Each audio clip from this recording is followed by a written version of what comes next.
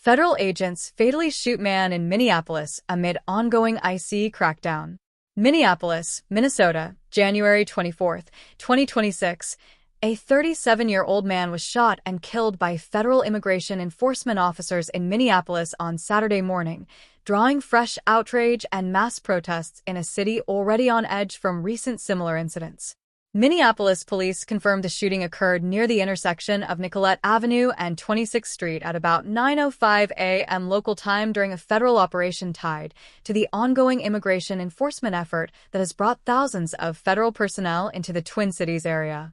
The man, whose family identified him as Alex Jeffrey Preddy, was an intensive care unit (ICU) nurse and lifelong U.S. citizen with no significant criminal record, according to local officials and relatives. Conflicting accounts of what happened.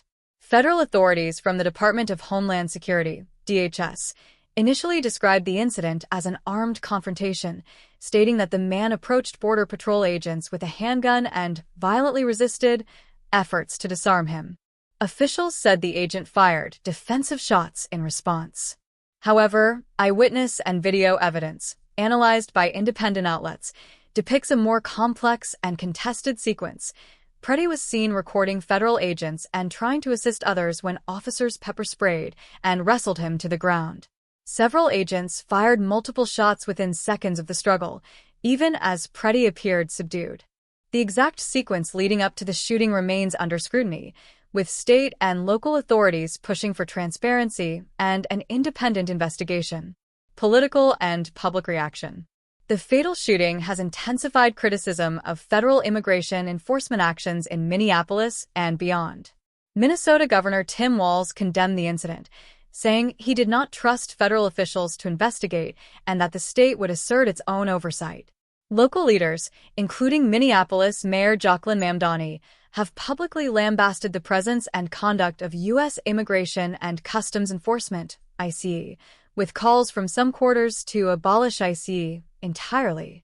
The tragedy comes less than 3 weeks after another Minneapolis resident, Renee Good, was fatally shot by an ICE agent during separate immigration enforcement actions, an event that spawned nationwide protests. On the national stage, Democratic U.S. senators have vowed to block Department of Homeland Security funding unless greater accountability and restrictions on ICE tactics are enacted, raising the stakes in upcoming budget negotiations. Public response and safety measures. Hundreds, and in some reports thousands, of people gathered near the scene after the shooting, protesting in frigid temperatures and shouting demands for federal agents to leave the state. The Minnesota National Guard was activated to support local law enforcement and reduce the potential for unrest. As news of the incident spread, NBA games in Minneapolis were postponed and local businesses shut their doors in solidarity and precaution. Larger context. Saturday's fatality is the latest in a string of federal agent-involved shootings during Operation Metro Surge, a large-scale immigration enforcement initiative launched earlier this month under the Trump administration. Critics argue that the operation's expansive scope and tactics have escalated tensions and endangered civilians, while supporters say aggressive enforcement is necessary to uphold law and order. As investigations continue, many questions remain about the circumstances of the shooting, the role of federal authorities in urban law enforcement, and the legal standards governing the use of force in immigration operations.